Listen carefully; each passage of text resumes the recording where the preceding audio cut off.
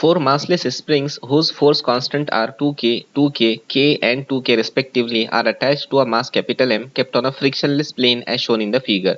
तो हम मान लेते हैं ये स्प्रिंग नंबर 1 है, ये स्प्रिंग नंबर 2 है, इसको स्प्रिंग नंबर 3 और इसको स्प्रिंग नंबर 4 का नाम देंगे। तो ये चार स्प्रिंग का यूज करके एक मास कैपिटल एम रखा गया। इस सरफेस के ऊपर कोई फ्रिक्शन नहीं है। If mass M is displaced in horizontal direction, उसको लेफ्ट या राइट जैसा भी मूव करवाया गया, then frequency of the oscillating system, तो आपको पता करना है फ्रीक्वेंसी ऑफ ऑसिलेटिंग सिस्टम क्या होगा। हम एक फॉर्मूला तो जानते ही है टाइम पीरियड का, t is equal to 2 pi under root M by K, है ना। यहां से पता चला फ्रीक्वेंसी का फॉर्मूला टाइम पीरियड का इनवर्स हो जाएगा, यानी फ्रीक्वेंसी बराबर 1/2 pi under root K by M, है ना, under root K by M. ये फॉर्मूला बन गया फ्रीक्वेंसी का।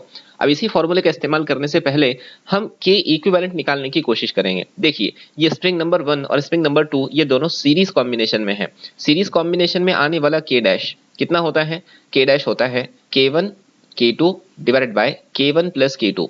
सीरीज कॉम्बिनेशन में स्प्रिंग ऐसा बिहेव करते हैं जैसे पैरेलल कॉम्बिनेशन के रेजिस्टर्स हो जाए। वैल्यूज लिख लीजिए, k1 का वैल्यू 2k, दूसरे स्प्रिंग का k 2k के बराबर, और नीचे आ जाएगा 2k प्लस 2k, यानी न्यूमरेटर के अंदर वैल्यू कितनी मिली, वैल्यू मिली 4k स्क्वायर, और नीचे कितनी मिली, नीचे मिली 2k प्लस 2k यानी 4k।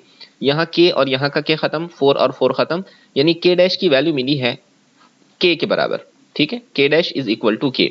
उसी तरीके से ये दोनों स्प्रिंग ना, ये दोनों कौन से, K3 और K4, ये दोनों स्प्रिंग पैरेलल कॉम्बिनेशन में है, और पैरेलल कॉम्बिनेशन में आने वाला K इक्विवेलेंट को उन दोनों के एडिशन के बराबर लिखा जा सकता है। सो K3 प्लस K4, K3 की वैल्यू कितनी है, K3 का वैल्यू क्वेश्चन में दिया है K के बराबर, और K4 कितना है 2K के बराबर। इन दोनों को ऐड करने के बाद ये हो जाएगा 3K।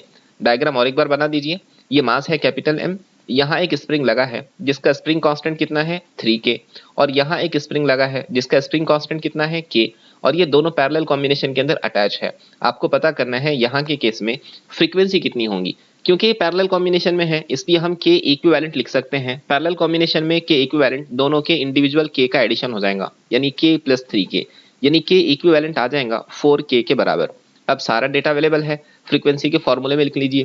फ्रीक्वेंसी का फॉर्मूला क्या है, 1/2 पाई अंडर रूट, मास कितना है जी सिस्टम का मास कैपिटल M है, और इक्विवेलेंट के आया है 4K, ये हमारा आंसर होना चाहिए 1/2 पाई M/4K।